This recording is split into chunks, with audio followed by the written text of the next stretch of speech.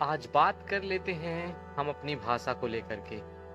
दरअसल ये बात उन शहरों की है जहाँ के डॉक्टर, इंजीनियर, वकील ये सब अपनी राजभाषा को छोड़ करके कहीं न कहीं अंग्रेजी भाषा को अपना चुके हैं और इसका खामियाजा गांव से आए उन लोगों को भुगतना पड़ता है जिनको हिंदी के सिवा अंग्रेजी का रत्ती भर भी कोई शब्द जो पता नहीं है। दरअसल जब भी एक वर्कर अपने इंजीनियर के थ्रू काम करता है तो इंजीनियर जब भी आता है तो उसे वो अपनी भाषा में यानी अंग्रेजी में उसे समझा के जाता है और वो वर्कर उसे इस बात का रत्ती भर भी पता नहीं चलता कि वह इंजीनियर उसे क्या समझाया और क्या कहा। उसे ये पूछ भी नहीं सकता क्योंकि वह हिंदी बोलने के बिल्कुल भी मूड में नहीं रहता।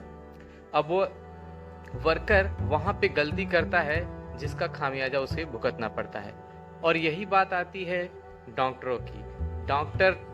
डॉक्टर भी आजकल रिपोर्ट निकाल लेते हैं, गांव के ही लोगों की बात करते हैं और डॉक्टर अपनी भाषा में उस मरीज को समझाते हैं यानी अंग्रेजी में उसे समझाते हैं।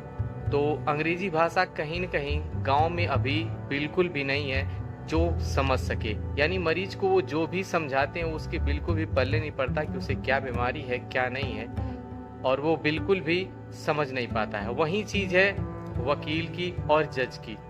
ये दोनों लोग आपस में क्या बात करते हैं यानी उसमें तीसरे का मैटर क्या है वह बिना समझे बिना जाने बस उन दोनों लोगों की वार्ता को सुनता रहता है।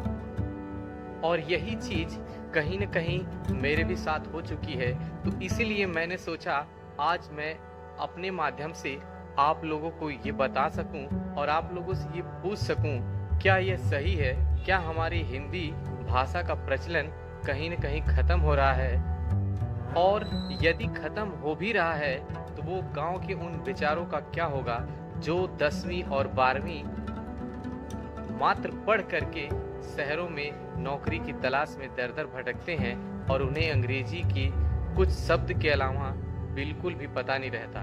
तो उनका इस शहर में किस तरह गुजारा होगा आप लोग हमें जरूर बताइएगा।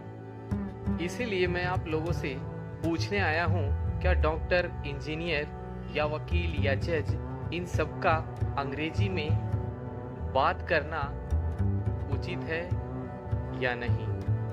आप लोग अपनी राय हमें जरूर दें और कमेंट करके